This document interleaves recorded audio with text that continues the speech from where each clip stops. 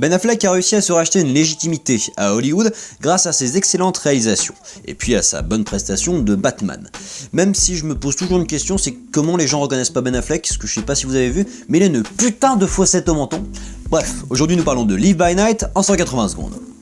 Réalisé par Ben Affleck, donc, et sorti le 18 janvier 2017, ça se passe dans les années 20, en pleine prohibition. Joe Collin fait son trou dans le milieu de la mafia en devant jongler entre sa vie criminelle et ses principes.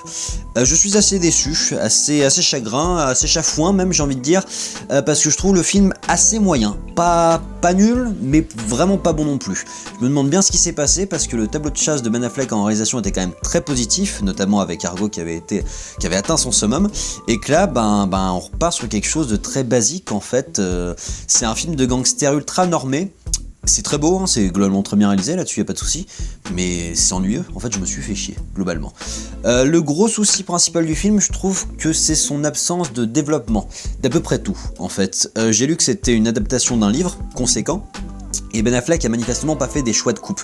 Il a préféré tout garder, mais du coup tout garder ça implique de pas pouvoir développer tous les points. Et du coup c'est bien le souci du film, c'est qu'on traverse toute l'histoire sans jamais développer le fond. On est tout le temps dans la forme, dans l'aspect formel.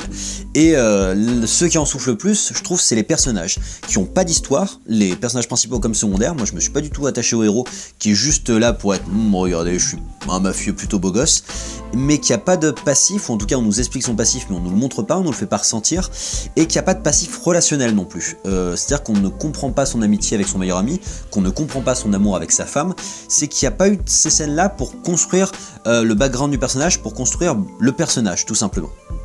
En plus, le fait de ne pas développer ces personnages, ça fait qu'on va très vite et qu'on accumule des clichés que moi j'ai trouvé pas terribles dans un film de gangster. Comme je vous le disais, je trouve ça très normé. On se retape le principe du jeune brigand amoureux de la maîtresse du chef de la mafia. Là-dessus, c'est quand même des grosses lignes narratives vraiment éculées. En plus, on a une morale sur laquelle se base le film quand même, qui elle est assez développée et assez rébarbatif, de la morale religieuse du le mal entraîne le mal, que chaque décision entraîne des conséquences. Et ça prend beaucoup de place en fait dans le film, et du coup on traverse ce scénario, cet historique, sans développer les personnages, mais en développant ces concepts de fond qu'on connaît, et ça donne un aspect, c'est pas très digeste en fait comme film.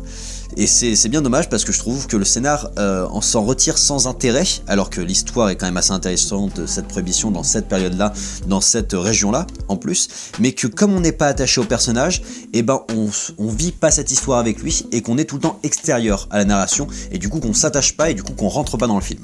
Malgré tout, c'est très beau, dans le plan, les cadrages, les costumes, la reconstitution historique, là-dessus il n'y a pas de souci, Ben Affleck sait faire. Et puis il y a une belle métaphore du combat des prolétaires pour obtenir ce qui leur revient de droit, contre l'oligarchie. On nous parle beaucoup des relations père-fils, ou beau-frère-père, tout simplement. Et ça c'est plutôt bien aimé. Donc voilà, une relation très décevante, j'espère qu'il fera mieux sur son Batman. Et top. J'espère que ce film vous a un peu plus plu qu'à moi, c'est pas exécrable mais c'est vraiment pas bon. Et puis je vous invite à liker, commenter, vous abonner, puis je vous donne rendez-vous sur la page YouTube de Directive Première pour d'autres critiques ciné en 180 secondes.